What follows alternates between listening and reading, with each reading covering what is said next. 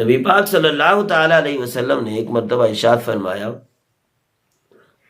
کہ خواب کے اندر مجھے دکھایا گیا جہنم، تو میں اس میں جھانکا تو اس میں دیکھا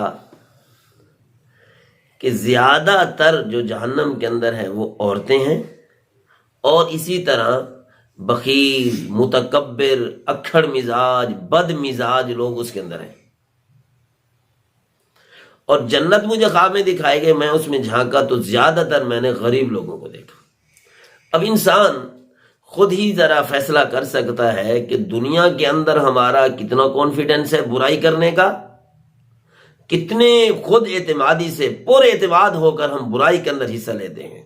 بڑے بڑے پروگرام کرتے ہیں ہم، بے حیائی کے پروگرام ہو رہے ہوتے ہیں، فحاشی عریانی کے پروگرام ہو رہے ہوتے ہیں۔ یہ ایسے نبی پاک علیہ السلام نے ایک جگہ پہ فرمایا اللہ پاک سب کو بخش دیتے ہیں، لیکن جو دیدہ دانستہ جان بوجھ کر کوشش کے ساتھ گناہ کرتا ہے، یعنی کہ الا المجاہرین، را کے ساتھ لفظ ہے، یعنی کہ جو جہرن گناہ کرتا ہے، دکھلا دکھلا کے اوور کانفیڈنس کے ساتھ گناہ کرتا ہے، اللہ اس کو معاف نہیں کریں گے۔ معافی کا اس کا مطلب یہ نہیں ہے کہ بالکل نہیں، یعنی اللہ کی رحمت سے وہ بندہ بہت ہی دور ہے، بہت ہی دور ہے وہ شخص۔ اور اسی طریقے سے جو آدمی بد مزاج ہو، اکھڑ مزاج ہو، لڑاکا ہو، لوگوں کو ایک کی 10 سنانے کا عادی ہو، ایک سے 20 سنانے کا عادی ہو، کوئی آدمی اس کے ساتھ بات کرے تو گلے پڑ جانے کا وہ عادی بن گیا ہو، تو ایسے آدمی کا بھی ٹھکانہ اسی میں، کیونکہ وہ ایک مسلمان کو تکلیف دے رہا ہے۔ حالانکہ مسلمان کی تو شان یہ ہے کہ المسلم من سلم المسلمون من لسانہ و یدہ، کہ مسلمان کی زبان اور ہاتھ پاؤں سے کوئی آدمی پریشان نہ ہو، چہ جائے کہ روز وہ کسی کو تکلیف دے، روز وہ کسی کو تکلیف دے۔ کیوں بھائی؟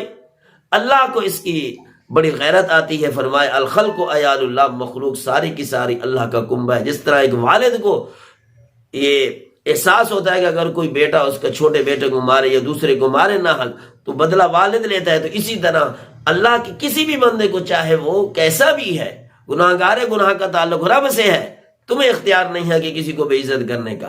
تو فرمایا کہ پھر اللہ کی ذات خود بدلہ لیتی ہے، ان بطش ربک لشدید۔ تو اکھڑ مزاج ہونا، دنیا کے اندر چند تعریفی کلمات سن لیں گے آپ، ان کسی سے بھی سن، لیکن جو آپ کی آج تعریف کر رہے ہیں، کل کو اگر آپ اسی کے گلے پڑیں گے تو وہی آپ کو سزا دے گا، وہی آپ سے لڑ پڑے گا۔ تو یہ چیز عارضی ہے، دنیا کی واہ واہ عارضی ہے، دنیا کے ہار، دنیا کے پھول اور کانفیڈنس، یہ سارا کچھ عارضی ہے۔ تو آخر میں دیکھیں کہ ٹھکانہ کس چیز میں ہے۔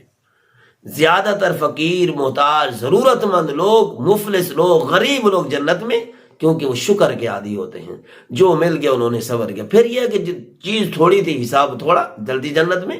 ایک اور حدیث میں ہے کہ 500 سال پہلے غریب لوگ جنت میں جائیں گے مالداروں سے، مالداروں کا حساب ہوتے ہوتے کم از کم ان کو 500 سال چاہیے۔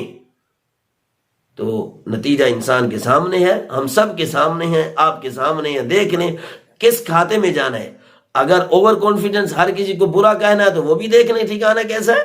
اگر غربت کے اندر زندگی ملی ہے، غربت کے اندر جی رہے ہیں لیکن صبر شکر کی زندگی گزاریں، تو پھر بھی دیکھ لیں کہ ٹھکانہ کس کا ہے۔ انسان خود اس کو وہ کر سکتا ہے فیصلہ کہ میں نے کہاں جانا ہے، تو وہی راستہ اختیار کر لے۔